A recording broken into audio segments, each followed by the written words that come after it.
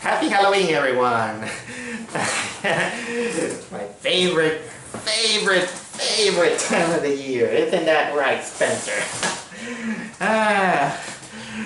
Another year, another Halloween, guys, and with my own costume this time. This is this year's costume. But you know, like I said on my previous Halloween special, I absolutely love Halloween. Special time of my year. Monsters, horror movies, which I will do the same like last time. And of course, exclusive Halloween trees.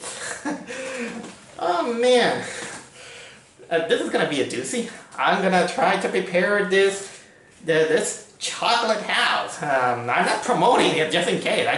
I just wanted to do this while I do this video. But in the meantime, how about if I do like I said last year? Last year I gave you kind of like a two-parter in which I talk about random horror movies that I've seen this year. Well, let's do that again, but this time I did count this time. 10 random horror movies I'll do this year. Yep, 10. With no specific rules, no specific agenda. It has to be good, it has to be bad, but how about it? 10 mini reviews spectacular for Halloween. So, without further ado, let's get started with...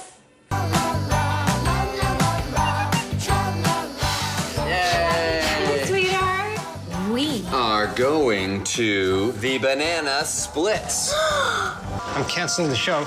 What? Hey kids, put on your happiest faces because the Banana Split Show is about to begin. Why are you doing this to me? Please! Let me out!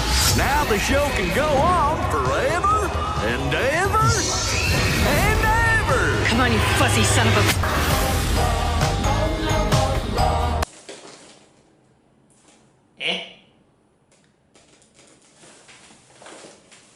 Really? Are we gonna start this special with the Banana Splits movie?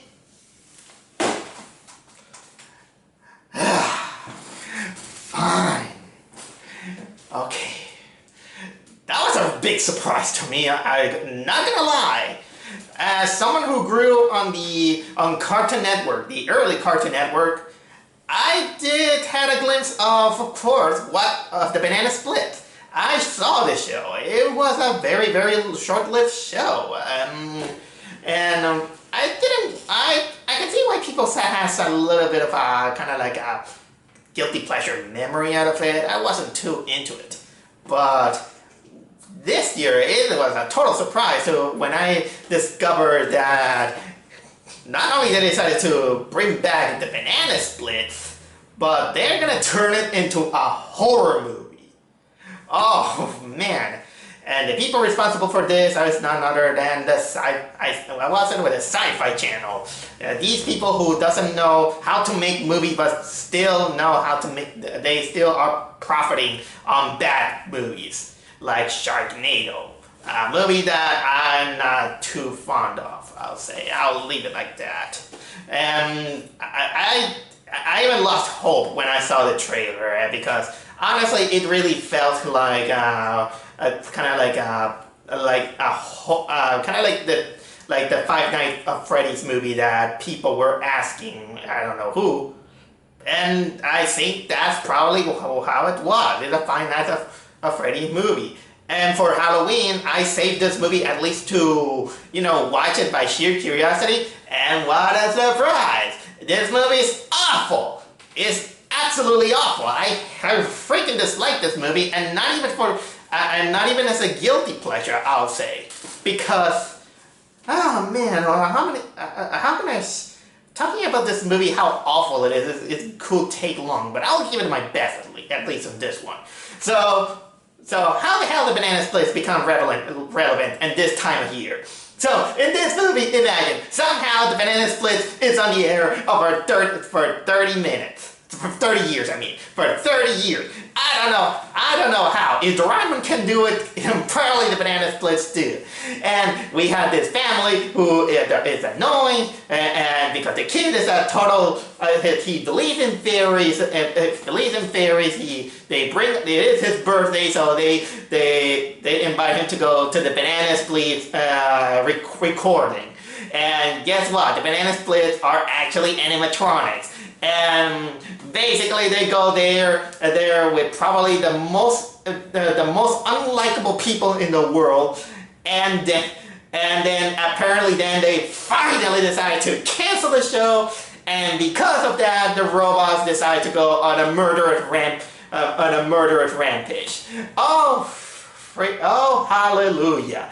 Everything about this movie sucks a lot. First of all, again, you're gonna hate the characters and as well as the acting that is amazingly bad.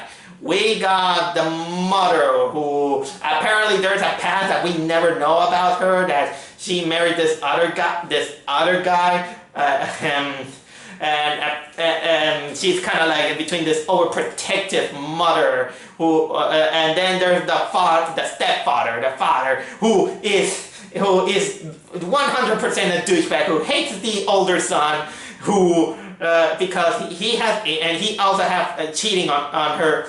And yeah, the movie kind of do a really cartoony good job of making sure that we're gonna hate this guy.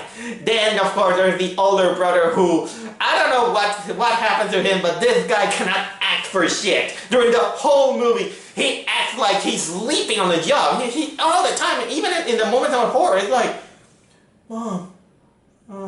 okay, I'm coming. Seriously, this guy, please, before making him act, give him a moment for him to sleep. And the little kid is in a punching bag. He's one of those. I really hate it when when cuteness is forced. And this little kid is the epitome of, the wide-eyed innocent kid who loves fairies. He kind of believes in the Banana Split and all this stuff. I'll get to the Banana Split later. And then there is his friend who's his little friend who is a little bit more down to earth than this kid. He's been forced by his mother. Oh, I think it was her. I think. She was forced to go to something that she doesn't like, because hey, let's build friendship by forcing them out on a kid that you probably don't like, because well, this kid kind of believes in fantasy. And I hated that the movie didn't even backfire at this kid. Okay, what else there is? There is kind of like this woman who is kind of like the manager, this glasses woman who is also the manager, kind of like the producer. The producer who apparently is kind of like a douchebag, I'll say. There is this guy who he plays a character named Stevie, who apparently is kind of like that. It's kind of, I'm gonna explain this guy. This guy is kind of like the host. And he's like, hey, I've been acting in this show, and everybody hates me, and I hate the Banana Split, and I'm glad I'm never gonna fire him. There's a production note. There is no Stevie in the original Banana Splits. And oh my God, there's also this father who for some reason he kind of looks like an Indian Mr. Winslow, who he's all the way trying to find kind of like the big shots of the show, so he can kind of force his daughter to be famous, like saying, "Hey, here's my daughter." He kind of acts like this Looney Tunes short where Daffy Duck tries to have Porky Pig acknowledge a kid that he has a talent. And what else there is? And also there is this couple of otakus of the Banana Splits who they try to have shots on Instagram. And boy, let me tell you, these are annoying, but for some reason they have a moment that at least made me feel pity for them. That is until kind of something happened in the last act that I'm not exactly gonna go too much into details. And like I said, the banana split, they're all there. They're you know, the robots. The voice actor who plays all the robots, he tries so hard to imitate you know the voice acting of the original series. As far as I remember, they barely kind of talk. Although the little kid kind of has this fascination with the elephant, and for absolutely no reason, the elephant kind of like became like the rogue good guy. Oh my god, and you know, the sets are awful, the pacing is awful, the jokes are awful. I'm kind of dreading this whole mediocrity of the movie. And although the gore effects are also not that interesting, I'll say. Although I gotta admit that they kind of try, but it doesn't feel like that. I didn't feel it. I mean, probably the most original kill is having a character having a giant cut out lollipop showed on their throat, and on paper it doesn't it's not exactly a bad idea. Although there are some things that I kind of really wonder, and because even the mother is kind of inconsistent, because somehow she comes like this naive woman, but funnily enough, once they take off her jacket, then she turns into Lara Croft for some reason, like an action woman. And honestly, everything has no rhyme, no reason, no bullshit. Everything just kind of changes its rules that I wish I could talk a lot more about it, but I don't want to waste my time on this crap at this one. And what worries me is that even at the end, this is gonna turn into probably the next Sharknado, because apparently people appraise this movie like, oh, it's entertaining and all this stuff. Let me tell you guys, I'm not exactly against tone deaf or change of tones. I mean, I wouldn't mind to see a kind of like horror on, like for example, on Care Bears.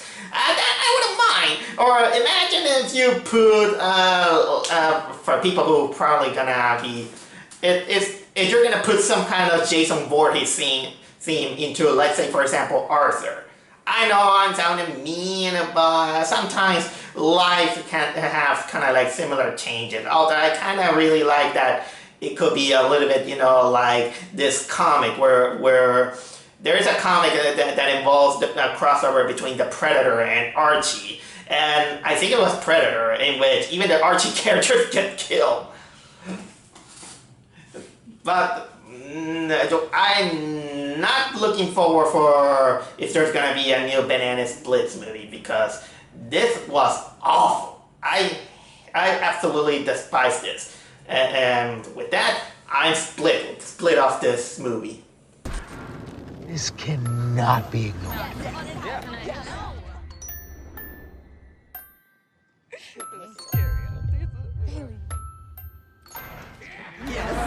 Yes, we're doing it. It's the end. Say goodbye. Is this supposed to be scary? Close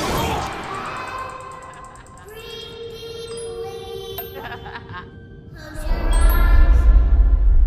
Keep the monsters from breathing.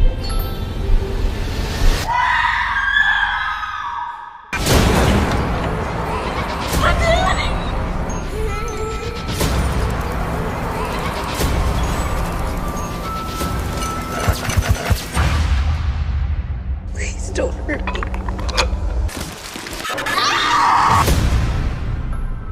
Five ordinary people, they decided to celebrate Halloween by going to a haunted house in the middle of nowhere. And of course, this haunted house is filled with not only the usual things to probably make the best haunted house in the world, but unfortunately it's filled with murderous people.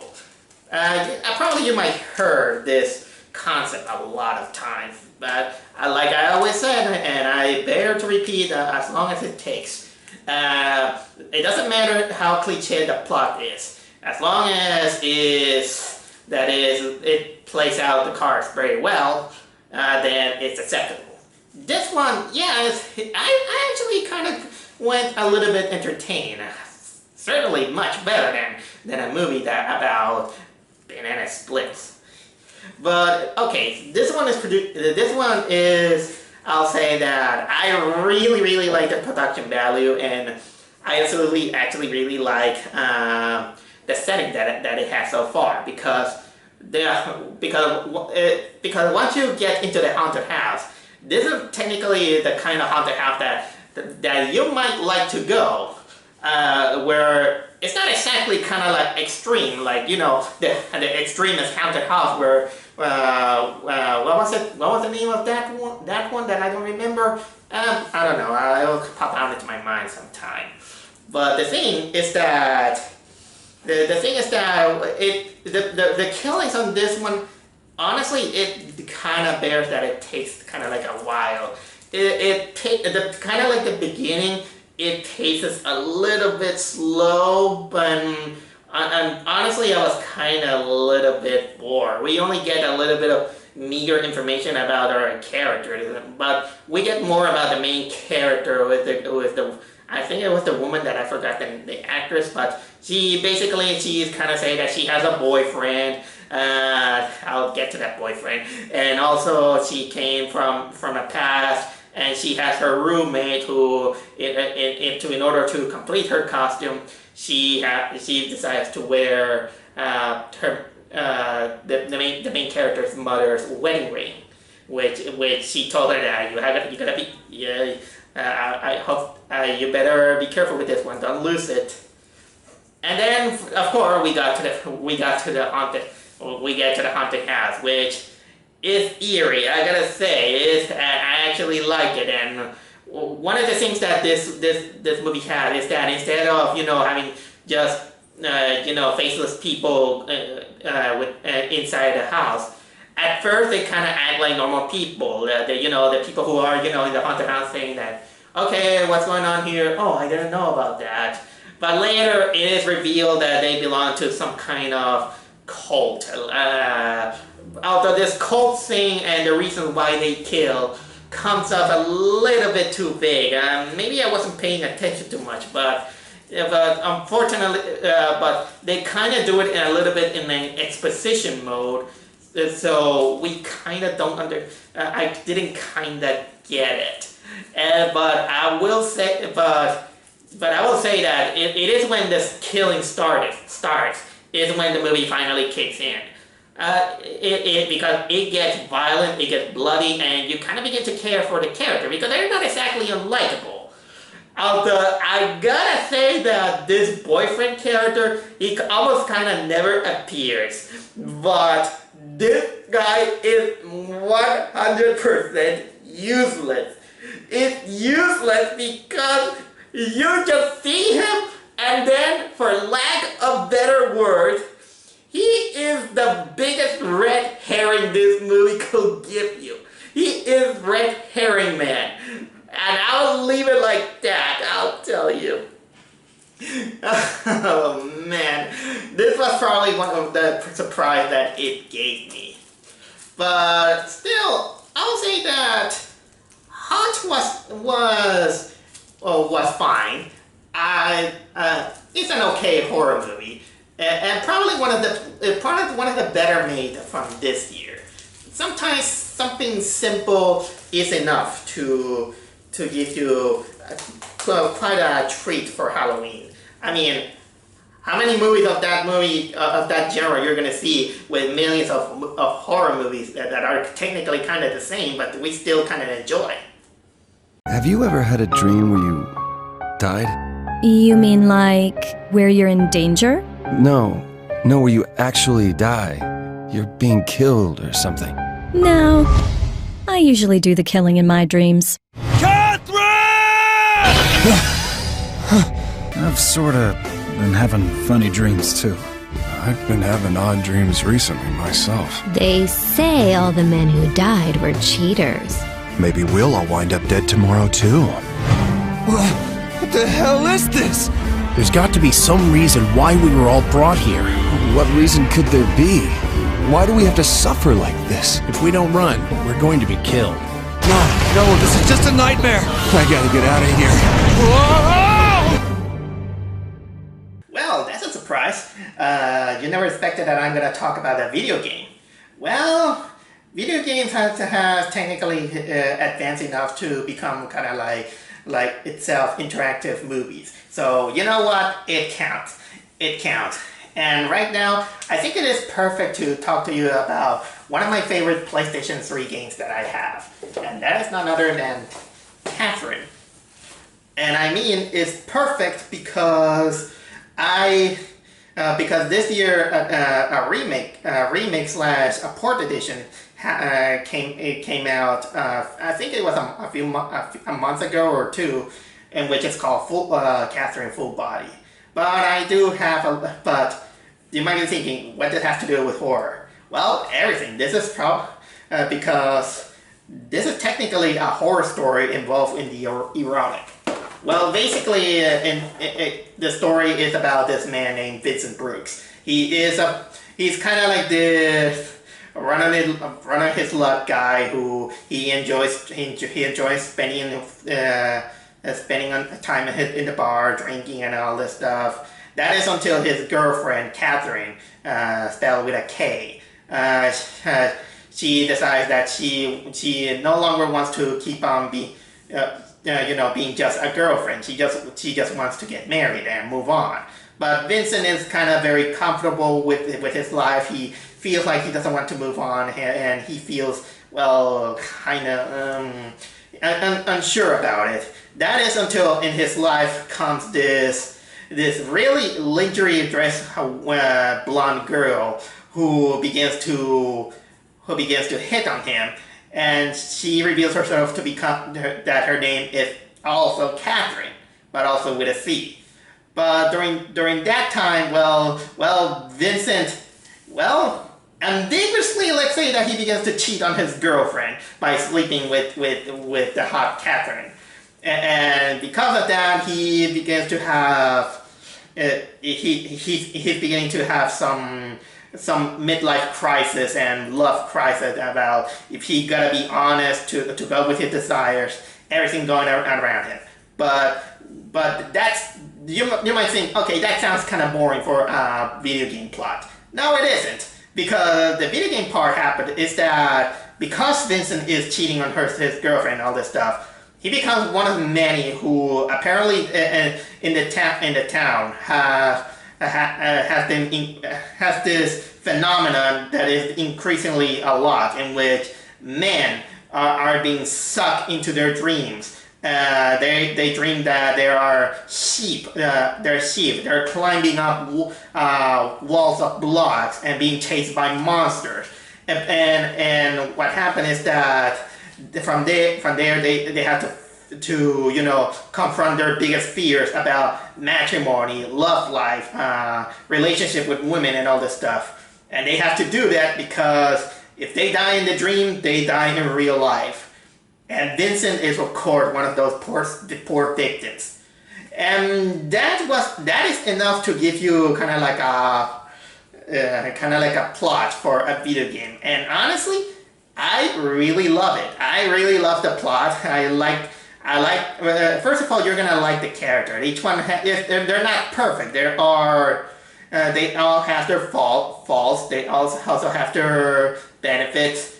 Even Vincent is probably a very, very relatable character who, that on his age, he technically he's struggling to, grow up. He found a comfort, and every time, it's technically hard to get into that. And what a way to make this symbolism by, of course, climbing walls and of course finding the right girl in which who's gonna choose the Catherine with a K who she is responsible but kind of a little bit of a nag, or the Catherine with a C who she is free-spirited but let's say that is a little bit psychotic. I'll leave it like that. That it's a little has this supernatural thing. And well, if you want me to talk about the gameplay, I like that it's technically a puzzle of climbing blocks in which you have to move it around to reach to the top. But there's obstacles. There's other people who are trying to survive, in which you have no choice but to push them. There's a lot of things, and I absolutely enjoyed this thing. So basically, as you can tell, this game, once I got my PlayStation 3, this is my first to-go game that I bought. So yeah, that's how I was so into it. Especially since I am a fan of Shin Megami Tensei and the Persona games. Oh, and so if you're gonna ask me, so when are you gonna get the full body version, the newest version? Here's the correct answer. Here's the answer. I won't. I won't because I think that while I praise Atlus for a lot of things, I absolutely hate the reboot system that they do. I will talk to you how much I hate Persona 4 Golden and how much I despise the things that they're gonna do in Persona 5 Royale. But right now I'm gonna talk about Catherine Full Body, in which I have a few guys that are acquaintances from this channel that they're playing it right now. And here are my thoughts. First off, I hate the changes that they're making the game a little bit too easier for the uninitiated, because they're technically pampering to the people who are complaining about this game is too hard. Look, it's hard, but sometimes you don't need to have someone take your hands all the time. I mean, Vincent had to go through things that are really hard. And and one of the things that I hate, even for all the three of those games, is that they add this character that shoehorns into the story. In this game, they can add this character named Rin, who, man, that she is technically kind of like a fan service character who is like who just butts into the main story that was already perfect to begin with. It technically, like, for example, imagine if you make a movie, like, for example, let's say The Dark Knight. You make The Dark Knight, and then you decide to remake the whole movie of The Dark Knight, and once in a while you put extra scenes with Robin in it, and it's like, hey Batman, how's it going? Hey, how's it going? So she technically Rin just get in there, and she's kind of like, I'm your angel, Vincent. I'm gonna help you. No. Look, one of the great things about the original version is that Vincent was alone. He was technically helpless with nobody to save him. And that kind of brings out the horror mood even bigger. But then you put a character like Rin, like saying that she's gonna help him because Vincent kind of saved him. It ruins that. It ruins the feeling of helplessness that Vincent had to go through with it. So this is why I absolutely despise Catherine Full Body. So want my recommendation? Stick with the PlayStation 3 version. The PlayStation 3 version doesn't have that bullshit of Rin and all this stuff. And also, if I could wish for a port of the Catherine game, I tell Atlus, don't do the full body version, because sometimes you should not what's not broken, you should not fix it. But still, I'm not gonna deny it. Catherine, both as a horror video game, and even if you could consider it kind of like a horror movie, it's great. Nå skal vi da opp til en gård her oppe, hvor det har vært noe på lokalnyhetene om hendelser. Folk vil jo alltid prøve å finne naturlige forklaringer på sånne ting. Men hvis man oppsøker åsted og leter etter spor, er det ikke vanskelig å finne ut om det er troll som har vært på ferde. Hvor Hvorfor skal ikke folk få vite hva som foregår her? Skru av det kameraet. Nå. Tror du Michael Moore ga seg etter første forsøk? Tror du det? Troll! Løp, for faen!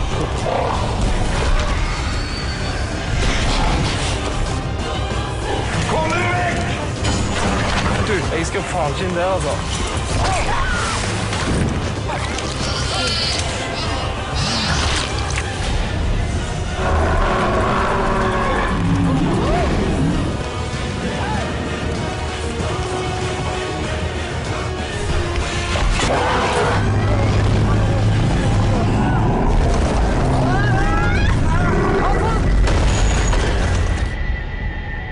From all the way to Normandy, we got a movie that is none other than called Troll Hunter. This kind of like a really strong icing, as you can see, but that doesn't stop me from doing this review from from Norway. So anyway, it was Denmark. I'll correct it out there. So anyway, Troll Hunter. This is probably a movie that is probably pretty much fit for people who likes the mythos of trolls. And yeah, as you can see, one of the things that probably might gonna turn off people in this one is that Troll Hunter is basically a found footage film, and it's an interesting one, in which this one is about a group of college students who they're making a documentary that at first it was about some mysterious poaching, but then they meet this guy who apparently he has all the answers, but he refused to let them know what is happening. But so the students decide to follow him, and then out of nowhere they find the guy. They find the guy, and he just screams, "Troll!" And lo and behold, he begins to finally tell them that apparently he is a troll hunter. There is this secret group of people, and he's one of them that he's been involved in years, in which they go out on the woods all around the country, where he just hunt every single type of trolls that you find in fairy tales and stories and all this stuff. And then of course he just hunts them down. It's kind of like a little bit of a population control, but for trolls. And you might find that this is technically a little bit of a ridiculous concept, but it's not. It's done actually in a nice way. The pacing can be a little bit slow, because it is technically treated like a secret documentary that someone kind of like found it and decided to reveal that, yeah, there are trolls, there are troll hunters, and they kind of wanted to give some kind of respect to this guy. But here's the interesting thing. I think I'm doing it right. This one, it treats itself like a documentary about some guy who's been doing this job for years, and he's kind of tired of it. He doesn't have anyone to help him out, and this is really hard work, because imagine there are trolls that the trolls are usually ginormous. They are deadly. And man, that some of them can be kind of like the size of a Hindenburg or a battleship. I don't know. The giant claw kind of came into my head, I'll say. But the thing is that they kind of treat it like this, like having like this guy who deserves some kind of respect. Maybe I'm doing it kind of wrong. It doesn't matter.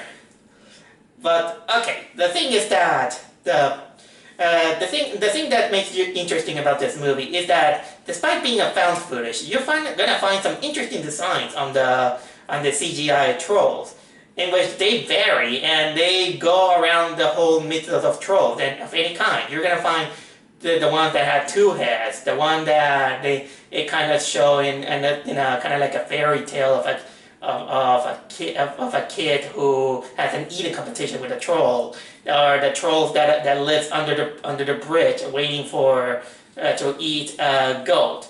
And basically the only way to kill them is going Lord the Hobbit by exposing them with UV rays, the sun, which has sunlight. And for like the mythos, that they either, well, they turn into stone by being exposed by sunlight, or they explode. And honestly, I'll say that this movie is not gory. I'll say there is a death, but it's not exactly gory. It's just kind of like this, kind of like, I'll say that it is probably I think this is probably the most tamest of all the horror movies I have seen this year. Well, save for one, but I'll tell you that later.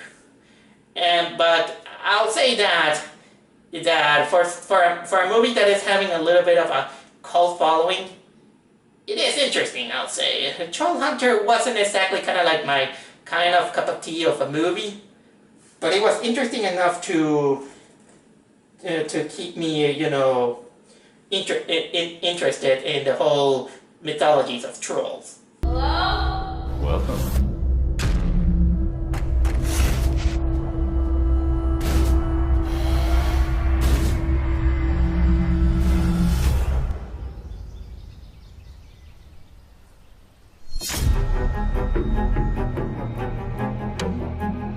What the fuck's going on here? You don't want to know. How do we get out of here? You don't.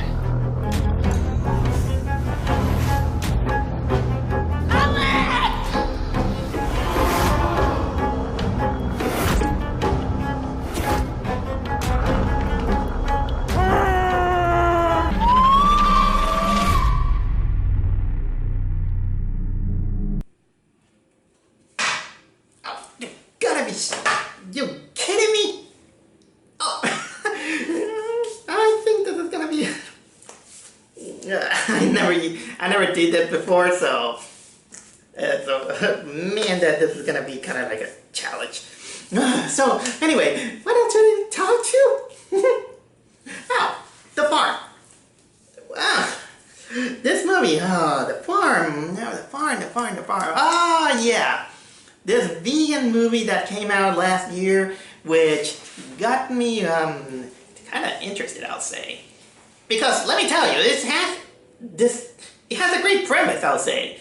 A premise about a couple who are on a road trip, and they end up in a hotel, and basically then they get captured by this group of people wearing animal masks, and they begin to treat them like livestock alongside other victims. This could have been the recipe for a great movie, but you know what? It isn't. It isn't. That movie sucked a lot, but I'm not gonna say that it's worse than the than how can I say, the Banana Splits, because the Banana Splits it has its own kind of badness. Ah, frick!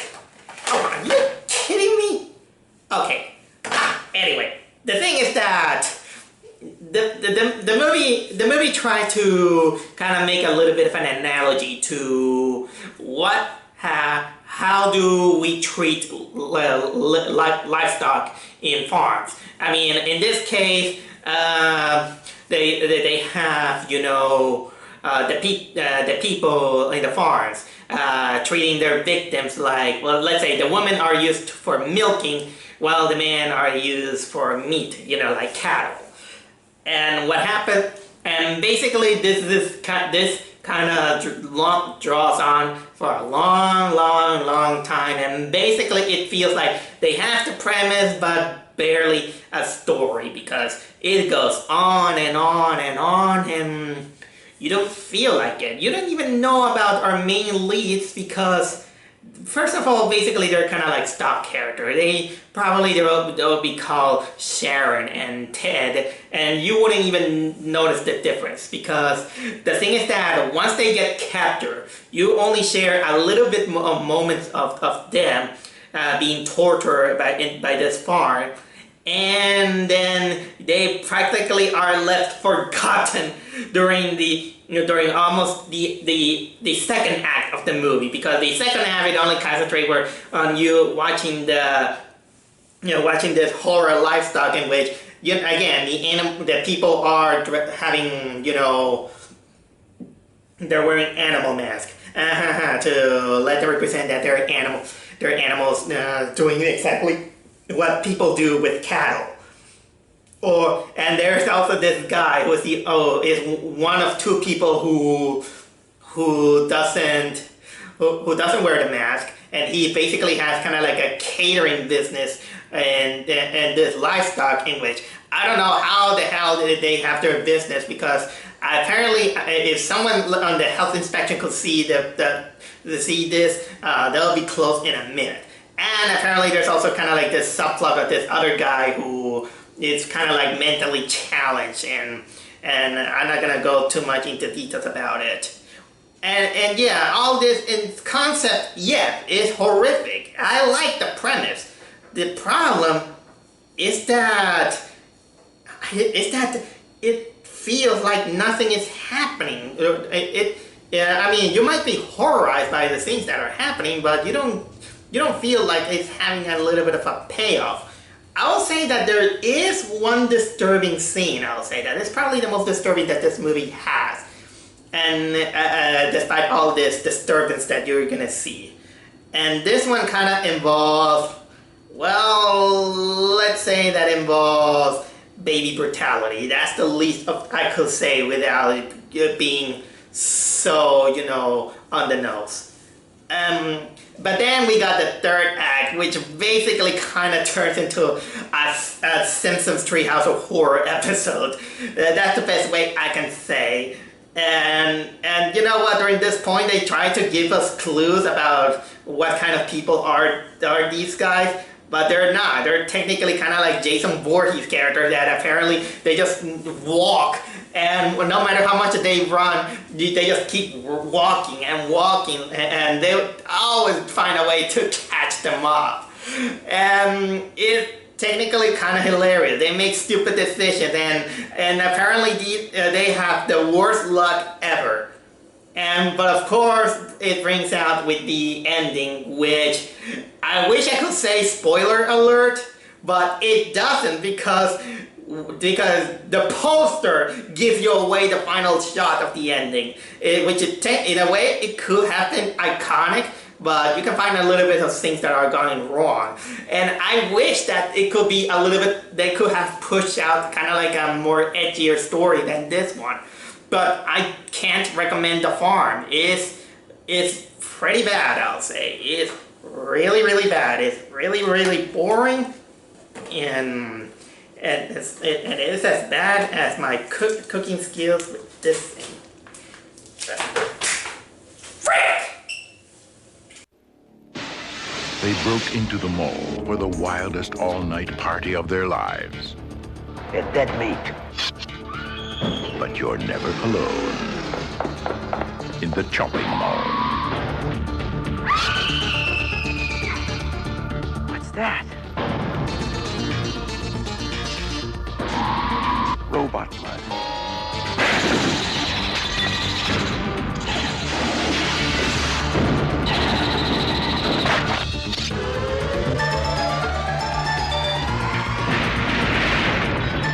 Chopping mall, where shopping costs you an arm and a leg.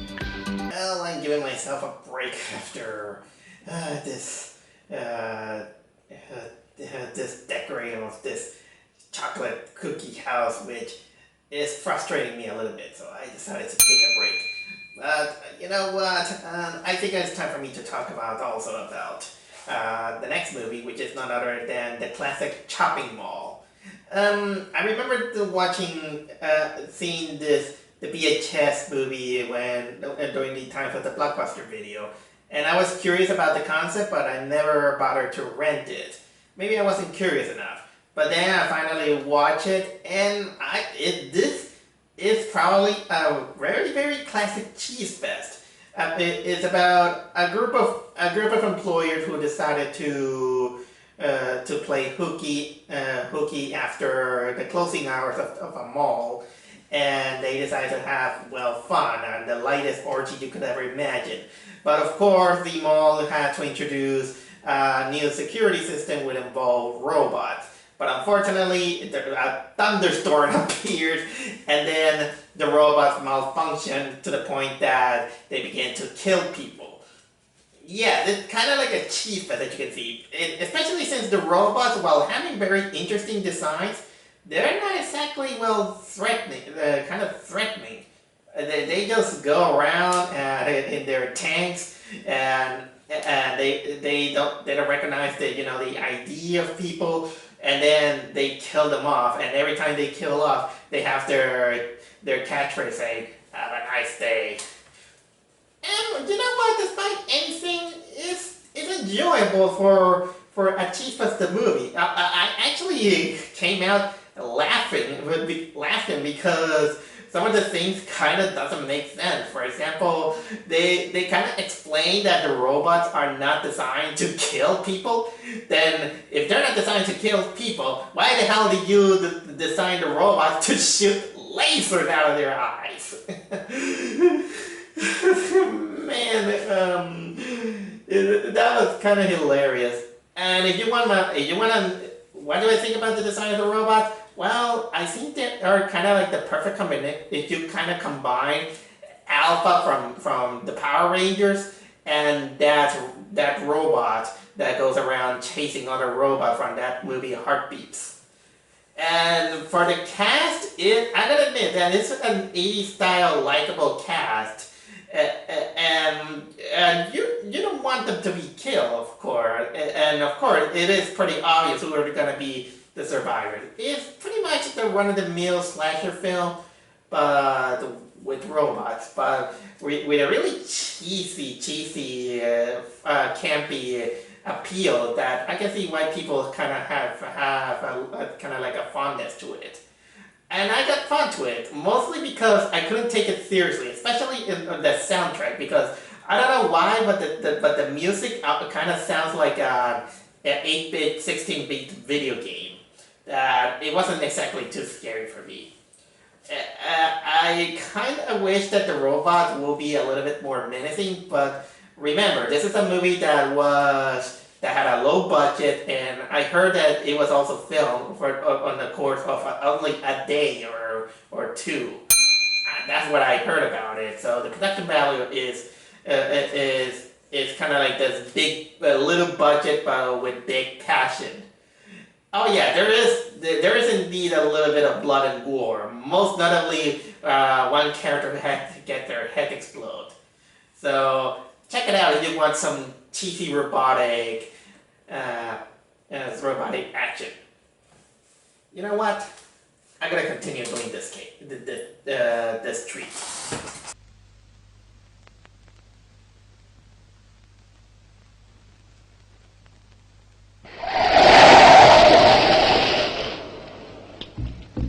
Humanは死を逃れることはできない。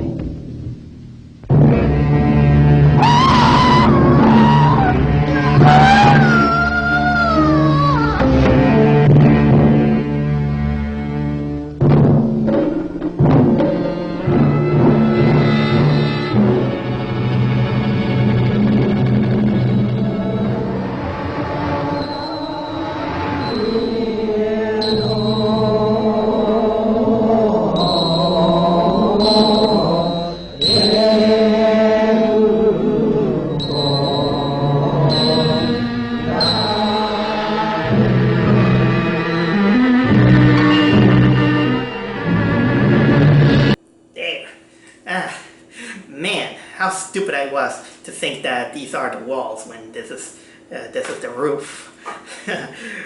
These were the walls. Okay, we're back into business. So, what's the next movie I got on the list? Well, it's not other than a Japanese movie.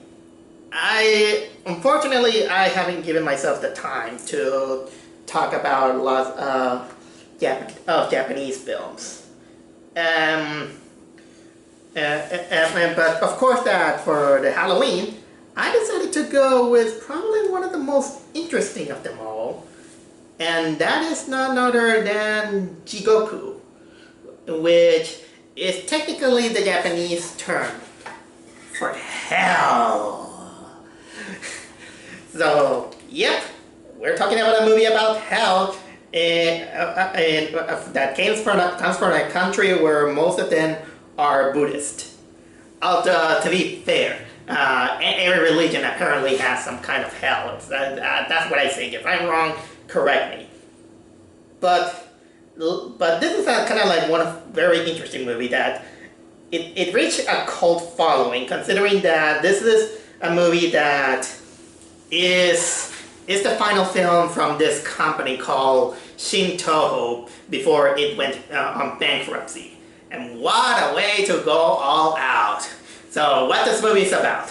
Well, the movie is about, it's a couple of things, but most of the time it's about this guy who, along with this other guy, which I'm not gonna go explicitly which one it is because I kind of don't remember. I think it was his cousin. They were driving and then accidentally kills off a Yakuza from on the road, but of course instead of stopping and help him, they just drive and think that nothing's happening. And of course this opens kind of like a chain of reaction of emotions in it. For example, our main character, who is this guy named Shiro, kind of like a mild-mannered guy who was about to get married with his loved one, had the acceptance from her parents and all this stuff. Well, he feels the guilt. He feels that he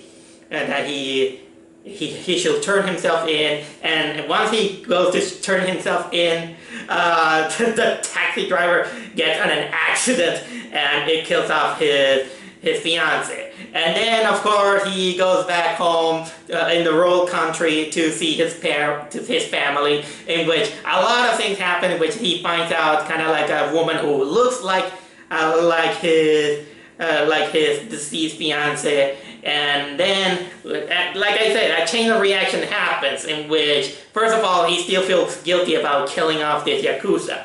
Then what else happens? The mother and the fiance of that Yakuza, they find out that our mild-mannered character named Shiro, he was involved into the death of that Yakuza, so they follow him to have their revenge. There's also corrupt politicians in it, a corrupt painter who is drawing about hell. I think it was the cousin who follows him and tries to persuade him to, everything is done and all this stuff. There is kind of like the fisherman, the doctor who they're making a party, who they use contaminated fish, and then there is, of course, Shiro's parents, who the mother apparently did something that I don't remember. The father doesn't love her, so he sleeps with another woman, and so on. So it's kind of like a big chain of events, or really these kind of awful people that you go there. And so where's the horror part? Where's the hell? Well, let me tell you, because these supposed things, it only happens during the first half hour of the movie. The first hour, and you might be saying that I didn't come here to see I didn't spend an hour there to, see people's problems. I just want to see for the spectacle that they promised in the trailer, like going to the hell thing.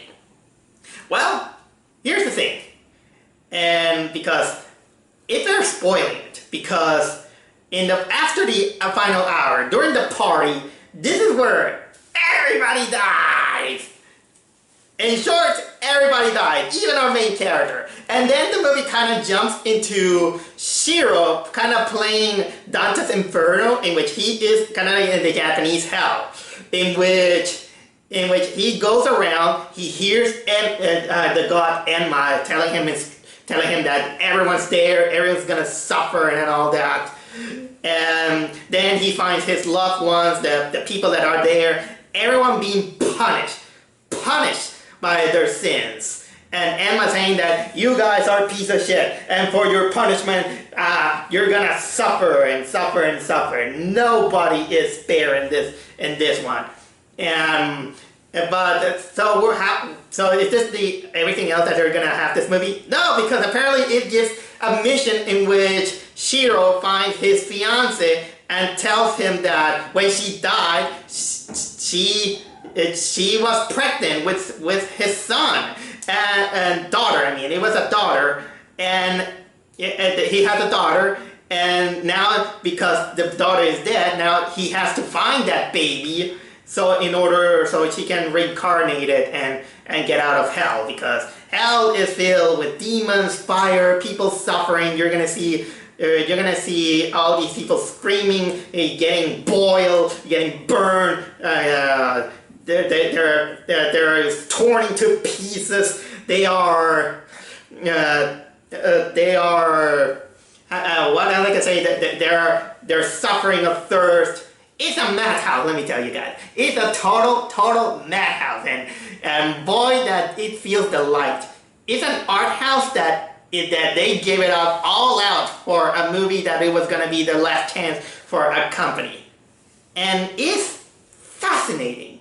That is the biggest highlight that this movie has, and telling about it is kind of hard to explain unless you watch it for yourself. Jigoku, I can see why it's a cult following, because not many movies have this passion to have a little bit of a depiction of hell in which imaginatively is kind of gruesome. I know that some of the effects are going to feel dated at this point, but you know what? Think about the time that it came out, and it's worth it, let me tell you. Jigoku is totally worth the watch if you want to see kind of like a glimpse on how you can create hell for technically despicable people, no matter how mild-mannered their sins are. Because in this movie, no one gets out of hell easily.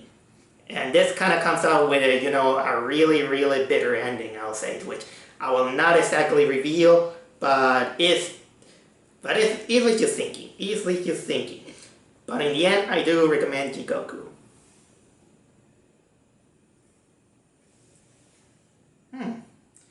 Things are looking good. Oh shit! What do you know about Halloween?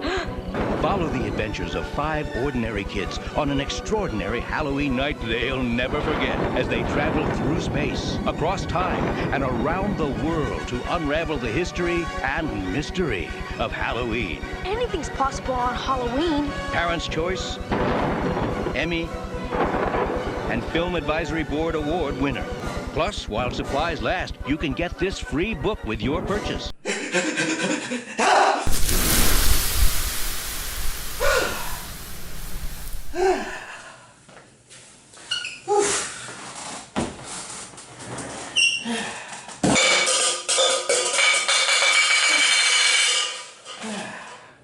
That was a close one, guys. I'll take a break. And good thing that I gotta take a break, because what I want to talk to you about is that the next movie I'm gonna talk about is an animated film that is one of my favorite Halloween specials of all time. And that is the Halloween Tree. A story that is an animated film that is based on a short story by the legendary writer Ray Bradbury. I really liked that movie so much that I got this book from the library and finally read it. And quite a read, I must say. It is quite short. But for an uninitiated, I'm not gonna tell you. Well, I can't tell you how much I highly recommend this movie. It is really wonderful. I really like it. It's the story about a group of children who, on a Halloween night, they find that their ringleader, a boy named Pipkin, or Pip, whatever you want to call it, apparently couldn't make it on Halloween because he is dying of appendicitis. So they find his spirit running around, and they follow him to this haunted house / mansion where a man called Mr. Mouseshroud is there, tending to a tree full of pumpkin trees, which is known as the Halloween tree. There they find the spirit of Pip, in the movie he grabs one of the pumpkins that looks like him, and it disappears into somewhere else. So Mr. Mouseshroud tells the kids a bargain that he's going to help them retrieve the kid, Pip, and the pumpkin, but at the same time he's gonna go through. He's gonna show them the magical journey about the meaning of Halloween. I mean, technically, because he wants to show them why people dress up in skeletons, why people dress up as witches and mummies and monsters in this case. So this is basically kind of like his children educational tale with things which I absolutely like it. It's really venerated and it's worth the watch. And for a cartoon that is from the Hanna-Barbera cartoons, it can show that there's a lot of passion in it. First of all, there's a narration that is voiced by none other than the author himself, Ray Bradbury. And as a guest star, the old man, Mr. Mouseshroud, he is voiced by none other than Dr. Spock himself, Leonard Nimoy. And telling you the whole story is gonna feel like a little bit of a crime for me because I mostly recommend you to watch it more than anything. But the least I could say is that this is kind of like the perfect movie to show, all these old people saying that, Halloween, all these people who dress up like monsters, why don't they think of something positive, like Christmas and all this stuff? Well, this is basically kind of like the Christmas Carol for Halloween. They're gonna show you this culturally, the significance, how significantly cultural this movie is. It gives you kind of like the basis about why the culture of Egyptians and the mummies, the culture of Paris and Notre Dame, about witches, and even the Day of the Dead or El Día de los Muertos in Mexico, why they're celebrated, and give it kind of like a little bit of positive light to a very, very lovely holiday like this one. And if you're asking me how different it is from the book, well, it's not exactly different, I'll say, except for a few things. First of all, in the movie, there are 4 kids, in which it composed of 3 boys and a girl. In the book, instead, there are 8 kids, and all 8 are boys, which I'll tell you right now that the biggest difference about the differences is that I'm glad that they condense it, because 8 kids is going to be a little bit too much for the movie. And in a way, unfortunately, also the other 4 kids with the other costumes, they don't have kind of like a big striking how can I say, significance to the story. The other 4 kids, like for example, they talk about the ape man, who is about the fear of the darkness during the cave age. There's the beggar, who was just glanced out. There's kind of like a ghost / devil, which is glanced out, and the reaper, who is its biggest significance is that it reads souls and turn into and it has to do with the demon of Cross, the god of Cross, which, what's it called, Sanheim or something like that? I'll put it there just in case. But anyway, Also, I'm glad that apart from that they condensed it to 4 kids, they add a girl in the movie. Mostly because when you read the book, when they talk about girls, it's gonna sound a little bit mean-spirited, especially with a character like Pipkin, who in the movie they find out like he's kind of like the nicest kid you could ever find, but it feels a little bit outdated when you read and you say that there's a line that says Pipkin, the kid who is very happy and all this stuff, and then suddenly there's a line that says Pipkin, the boy who hated the girls the most. Yeah, I don't think that this line is gonna sit well nowadays. But either way, the Halloween tree is still by far one of my favorite Halloween movies there is, and there is seldom a Halloween that I miss it. I rewatch this film over and over and over every single year. That it's basically my Christmas Carol for Halloween, and I love it a lot of every single minute of it. I told you should have peed at the airport. Hey, coat on the rack, suitcase out of the way, come on. DJ! No food! It's almost 11.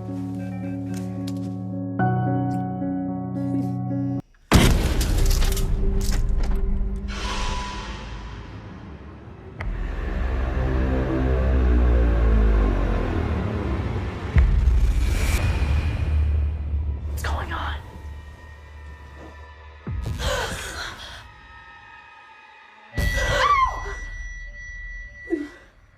Someone is watching us.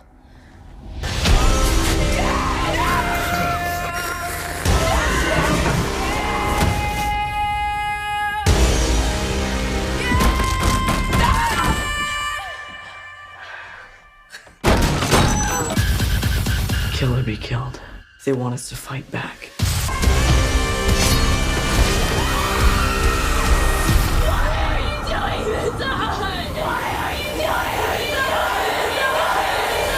Because it's fun. The next movie I saw has something of an interesting backstory, I must say. The movie that movie I'm talking about is none other than Keep Watching. Like I said, the story behind it is actually more interesting than the movie itself, of course. How can I say this?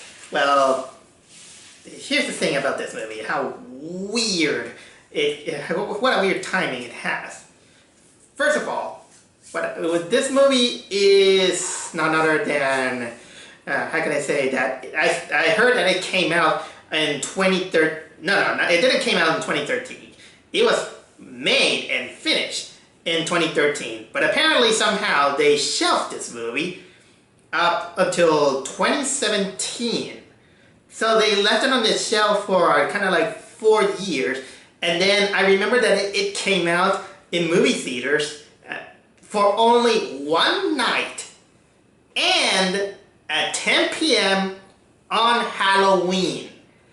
And I do remember that I was kind of feel interested in watching the movie, but I didn't go because I was thinking, is the movie worth it after watching the trailer? Well, with the magic of PlayStation 4, I finally decided to watch it to see if it was worth it. And the answer is an absolute no.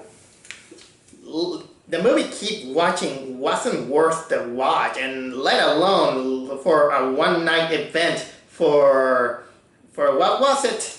Just one day? So for something that you want to hype it out for Halloween, it fails miserably. So why does it fail? Well, the movie basically is a home invasion film which wanted to be found footage film, but the cinematography is so poor that I can't even tell if it was found footage or not. But basically, the plot is about that there is this group of people, criminals, that they get into the houses, they rig the place so they can put hidden cameras, they have drones themselves too, they enter the house, and basically they choose a family so they can lock them up and then force them to have a battle between them. So basically it's kill or be killed. And in this case, we follow a family in which the teenage daughter is none other than Bella Thorne, and and of course her little brother is none other than the kid from The Walking Dead. And it's just that this family is kind of just, how can I say, locked in because of these criminals. One guy apparently has the kind of like the mastermind. He edits, he sees everything, he films everything, and just see the family being tortured by these guys. Why they do that? Only one reason: for entertainment. Because even at the beginning of the movie, they kind of show that apparently it's been broadcast to almost to almost everyone, and even in this news clip, the people are like, you know what? I thought that it was fake, but it was real. But I can't help but to be entertained.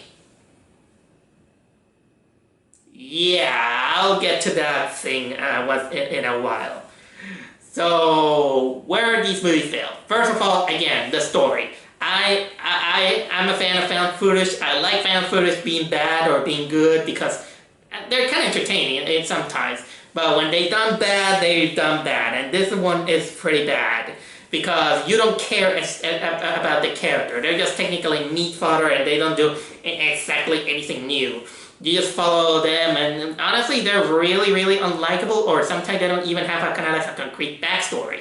They wanted to make the story in which apparently Bella Thorne is kind of exasperated by her father, that she can't get along with her stepmother, who is kind of like a nagging woman. Of course, there's the little brother who is probably the closest to being likable, but not exactly well. And she had this pregnancy test that just goes nowhere. And there's the boyfriend who is as useless as the boyfriend from Haunt. And apparently you think that they wanted to give out some three-dimensionality to these kind of characters. No, it doesn't work that way. Because we don't care, and it doesn't take advantage of that, of that thing, because they don't particularly, they're not really, they contribute almost nothing to the story. It doesn't help the character getting strong. It's just there just to make us feel that we have to cheer on these kind of characters. So if the movie doesn't care, why should we care? And by the way, I think this movie also doesn't care about the cinematography, because there are some moments in which you feel like it's gonna be kind of like a found footage film edited by the mastermind, but you're gonna notice that there are shots that doesn't feel like found footage film, because sometimes you're gonna find out that they get shots that are technically impossible to put a camera in, and you're like, okay, movie, make up your mind. You want to make a found footage movie or not? And if for the sake of, there's some of the killers, they have this, a camera. Apparently the main character doesn't have a sense of perspective or peripheral vision, because apparently they can't notice that there's someone filming them right in their faces, even if they're hidden, because we as a human being sometimes have a little bit of a perceptive sense to know that someone nearby is close. But they don't do that. And then they come up doing stupid decisions, and even the killer are kind of like, for the sake of entertainment, they do some stupid things. Like for example, one of the gimmicks that they do is that they give their victims kind of like presents, like kind of like items. Technically, it's not like they give you the item for the video game in order to defend themselves. For what purpose? Entertainment. Because the movie wanted to show us about that we are as guilty as a watcher more than, you know, as the killer themselves, because I don't know, they wanted to make some kind of like a clever analogy saying that we people get entertained by watching others suffer. It's something a little bit more complicated than that. And if you wanted to bring out this message, the movie didn't earn it. It didn't earn it because with all the poor acting, the poor cinematography, the poor characterizations. So it makes me wonder why the hell they wanted to keep this movie for a Halloween event and when it doesn't feel worth it. If you want something like a movie that is proper for Halloween, why not an anthology film? I love anthology films. I mean, the VHS films, except for Viral, I enjoy them. Or something like Creepshow or something like that. That's a good movie that you should make kind of like a one-night Halloween event. But keep watching, no, it's not even worth the watch. Everybody ready? Get the show on the road! Doesn't even show up on the GPS. It's unworthy of global positioning. That's the whole point. Get off the grid, right? To get you there, getting back. That's your concern. Oh, this is awesome. I seriously believe something weird is going on.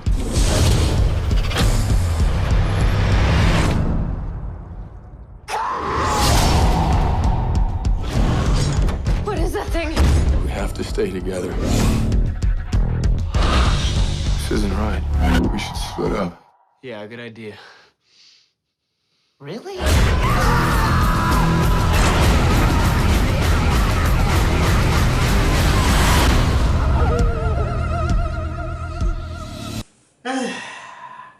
Well, it's not perfect, but it still looks edible. Isn't that right, Spencer? Yeah. Well, it looks like a nice cabin. A candy cabin. Oh, and speaking of cabin, for the last movie that I'm going to talk about, I'm going to talk about a movie that it has a little bit of some notoriety for horror fans. Mostly because it's one of those movies that kind of deconstruct the horror genre of that decade, from what I can tell. And that movie is none other than The Cabin in the Woods, which it kind of in itself is a movie that mocks all the cliches, most of the cliches and the stereotyping of the conventional horror movies, mostly the American ones. So how can I say? The movie basically is about a group of teens or people who pretend to be teens that they go to that cabin in the woods for a vacation, have a party, you know, the usual, and then they're attacked by redneck zombies. Sounds simple, isn't it? But telling you the movie in itself is a little bit kind of like a spoiler in itself. So I encourage you to watch the movie first before anything. So are you ready? Well, here goes.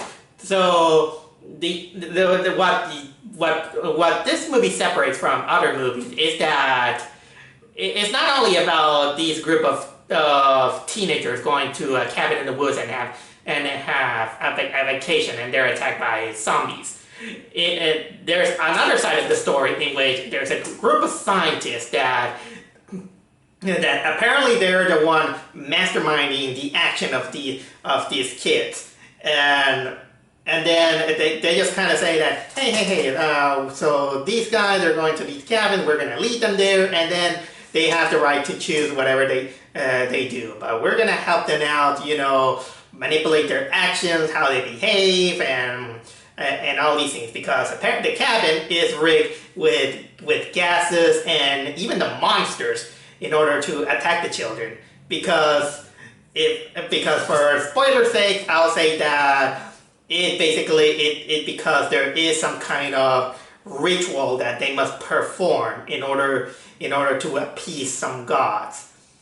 And basically that's the interesting part, because the more you see and the more you pay attention to some of the dialogue, it's technically kind of making fun and criticizing some of the cliches that this movie has. Because first of all, the characters that are in the woods are basically all your typical talking character that you're gonna find in these movies, and they acknowledge that this movie has these talking type of characters. There's the bimbo, the athlete, the wormy guy who is kind of like the intellectual. There is the stoner who is kind of like, they call him the fool, and obviously there's the survivor who is the virgin, which is basically most of the movie that they do. And it's almost kind of like the same formula, but that's also with different monsters. Even between the worker, they kind of make bets in order to see which monster is gonna appear, because they choose at random. And apparently this is an operation that goes all around the world, with even the guys at work, they kind of criticize the typical thing of movie making. Like, for example, getting angry about the cliches of horror movies. One of them is basically criticizing how hard it is to kill an 8-year-old. But funnily enough, is that the scientists, you're not supposed to like them. They are basically kind of like assholes. Even though they are toying the lives of some innocent people, they just kind of follow everything like just a typical day in the office. It's almost like their own Belkin experiment office, even though the Belkin experiment came out years later. One of the notorious things about this movie is that one of the teenagers, quote unquote, is none other than Chris Hemsworth. You know, Thor. And what else I can tell about this movie is that this movie is also very worth it by the ending itself, because the ending, not only it deconstructs everything, and we get a cameo of Sigourney Weaver, probably not promoting an aquarium this time, but the thing is that the ending is really, really bonkers. And you're gonna see a lot of monsters. I'll tell you, they have monster galore that is technically gonna be amazing to pinpoint. Oh, look at this! Oh, look at this! And it's great. That makes the movie 100% worth it. But if any movie guy hear me out, please, I want a killer unicorn movie. Not like the one that is on PlayStation 4, like some guy wearing a unicorn mask. No. I want a real unicorn killer movie. That would be. I think that is even Kevin Woods is giving you the idea. But basically, I thought that watching this movie for the second time of my life is the perfect way for me to end up this Halloween special. And look, I even made myself my own cabin. Not in the woods, but it's made out of candy. But basically, these are my basic mini reviews of all the horror movies that I have been watching this year. Maybe your favorite wasn't there right at the moment, but there are too many movies to talk about and technically so little time, and it's gonna be a little bit of a chore. But probably next year I'm gonna talk about even more movies, old and new, and whatever comes to my head. But in the meantime, have a happy Halloween, guys. Right now, I have a monster in my stomach.